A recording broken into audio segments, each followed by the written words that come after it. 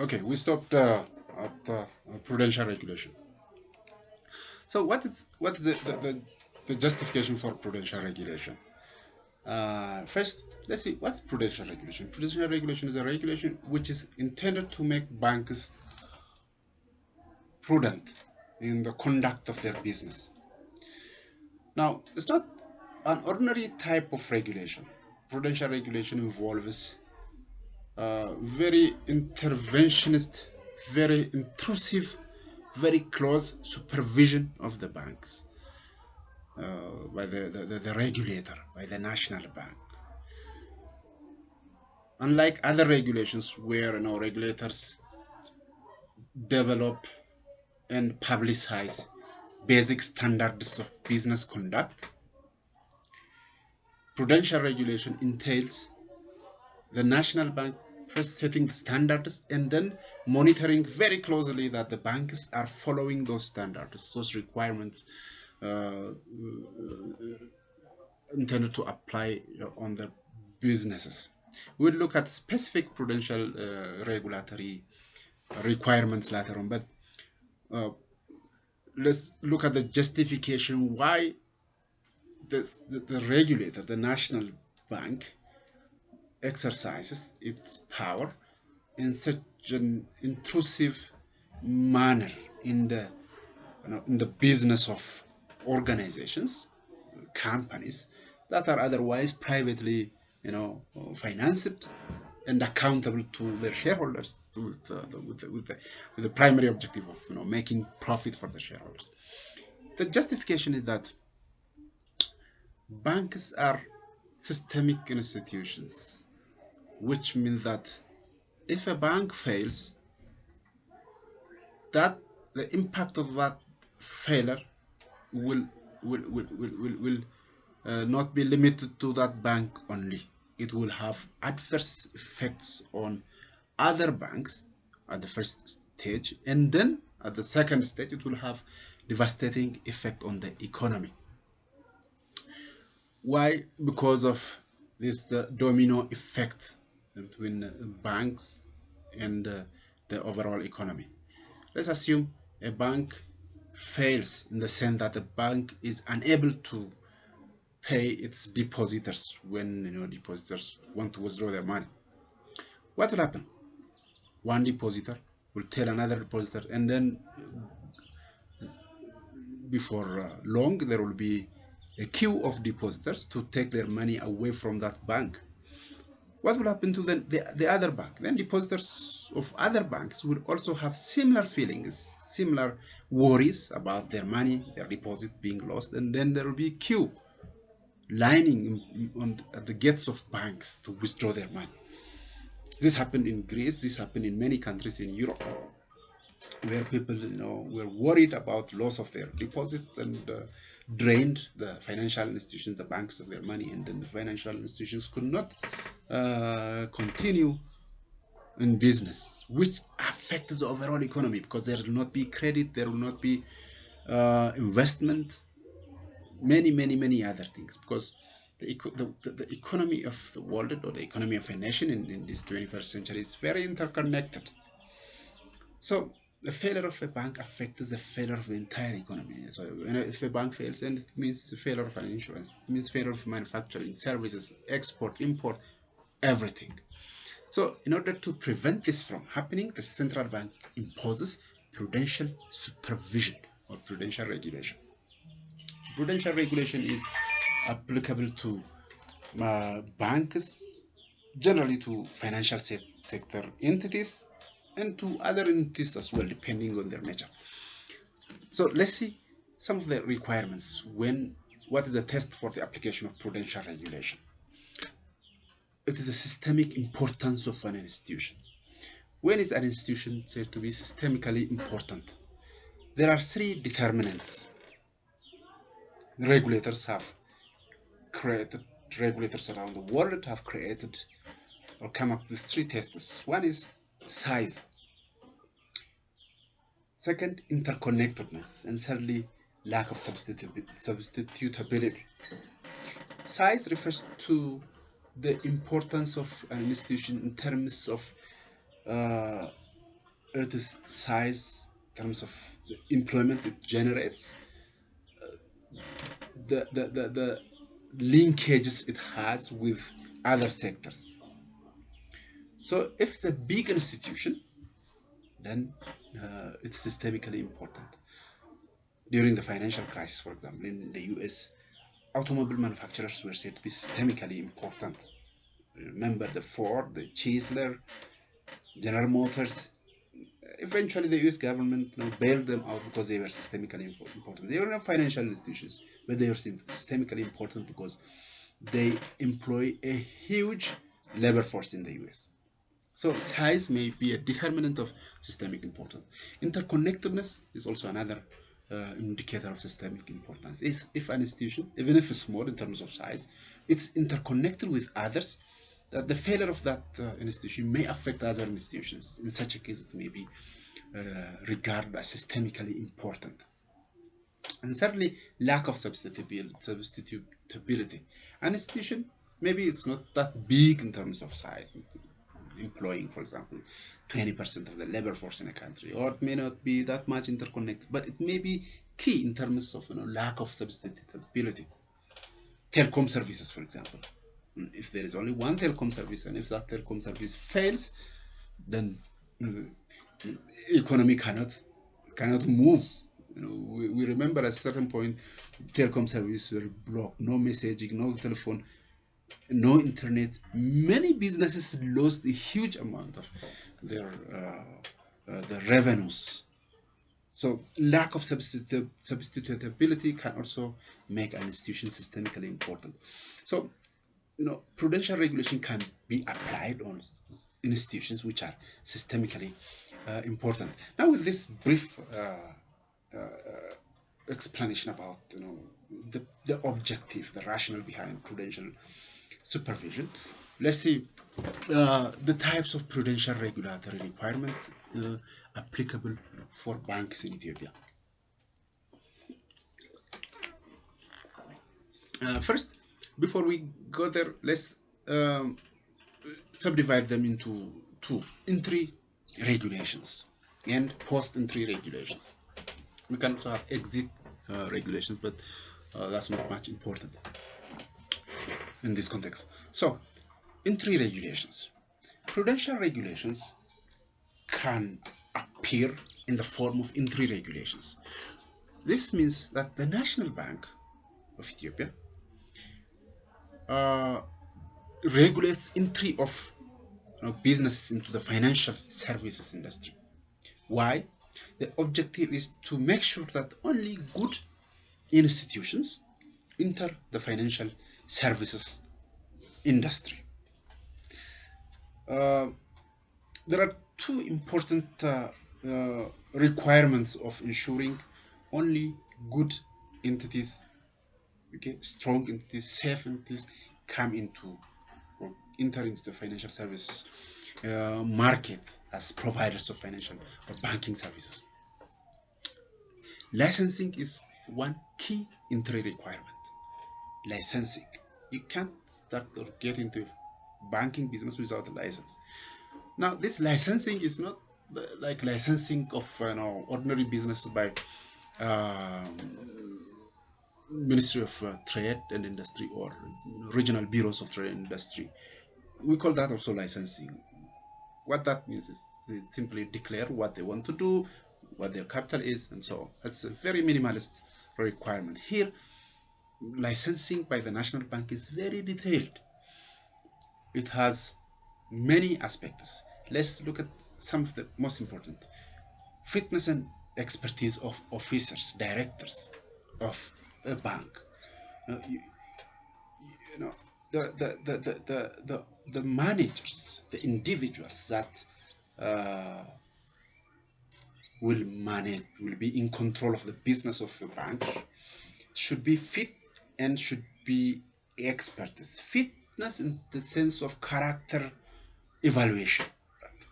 They should be honest. They should not have records of criminal conviction and many other requirements. Okay, they should not have the practice or the incidence of managing institutions that went bankrupt in the past. So people who can manage banks, whether as in the form of senior officers like CEOs, deputy CEOs, or as board members, should have of good reputation, good repute, and they should also be experts. Expertise minimum of first degree or master's is required. Second degree is required for chief executive officer. Board members should have a minimum of first degree.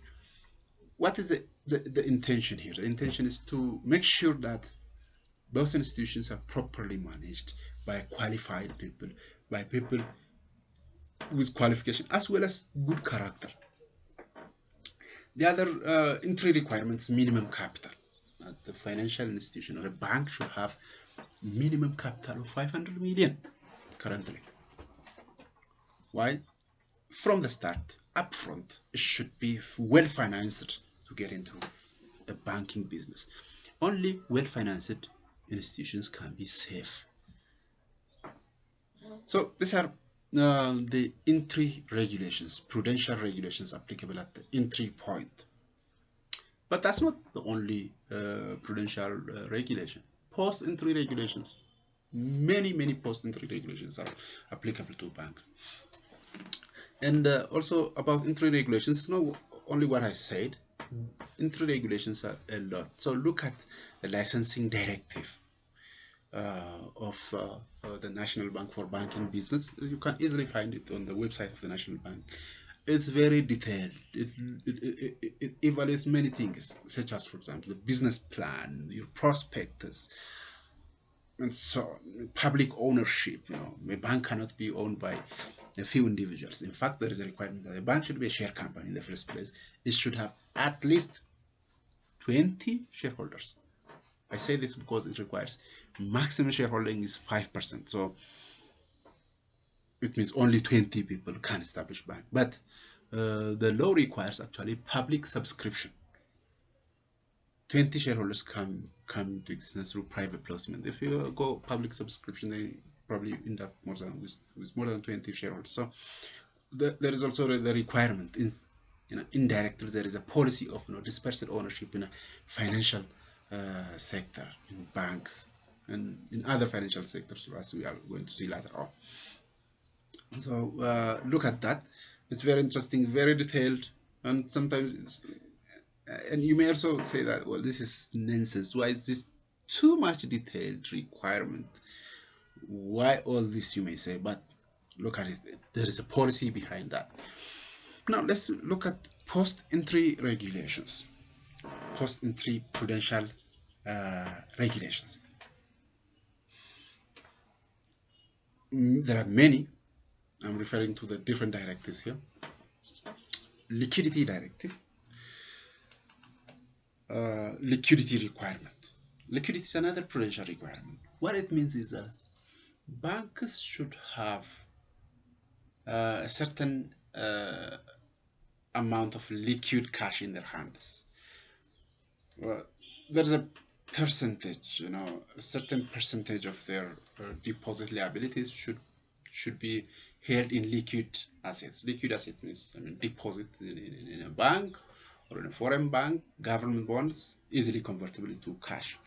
Why? Because if depositors demand withdrawal of their money, banks should not be in a problem to find cash and pay their deposits. They should always be ready to pay depositors. This is ensured by the liquidity directive. Look at the liquidity directive from the website of the National Bank. It's a very interesting directive.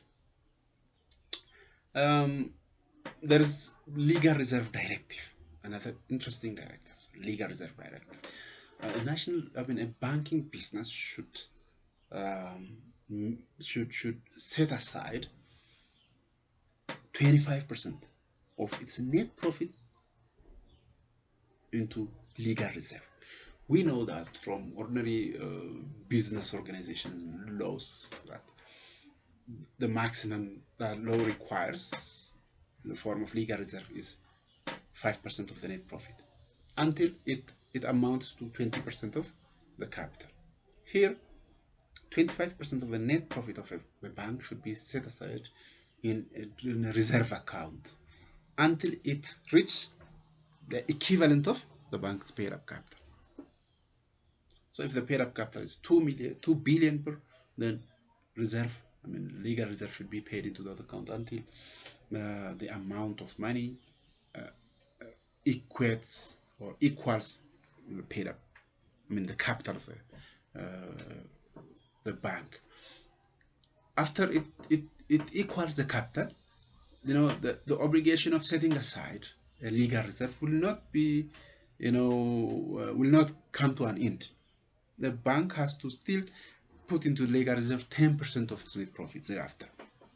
This is, the objective of this, again, to make the bank well financed, strong, and always ready to overcome different economic stresses. So that's legal reserve directive. There is also another directive that comes in the form of prudential requirement as well, which is reserve requirement.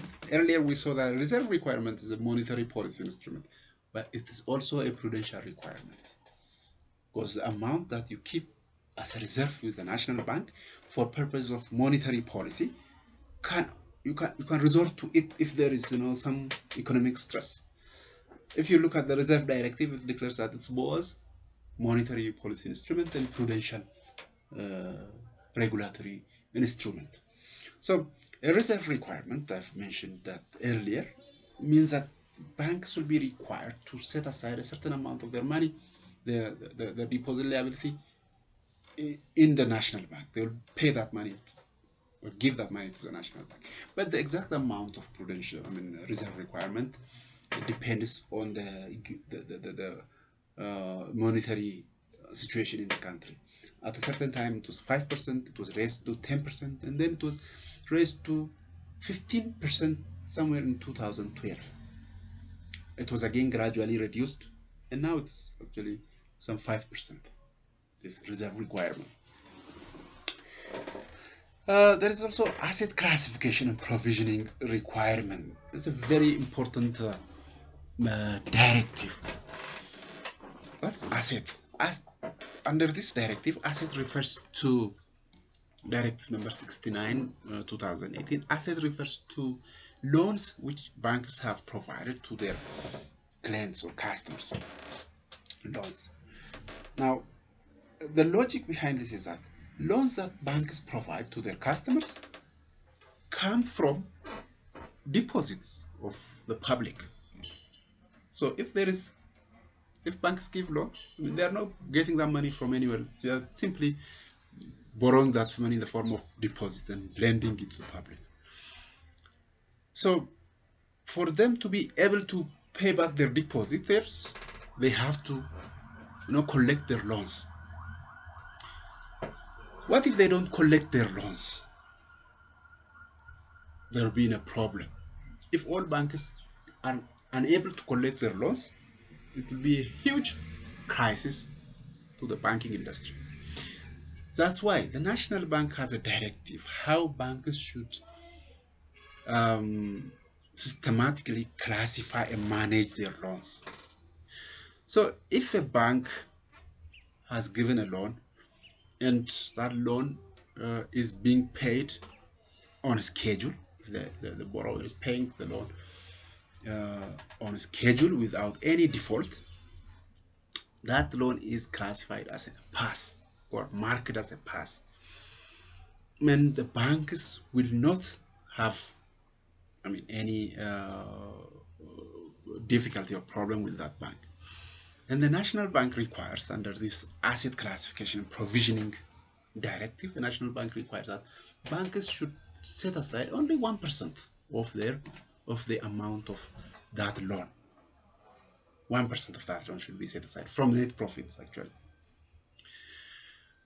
Again, the logic is a bank as a business institution, as a profit-making institution, as a dividend-paying institution, should not distribute dividends to shareholders if it has loans which are problematic, which have a probability not to be paid. So a loan which is regularly paid and there's no problem with such a loan, it will be marked as pass, and only 1% of that amount of loan will be provisioned or set aside as a provision, as a reserve for that type of loan.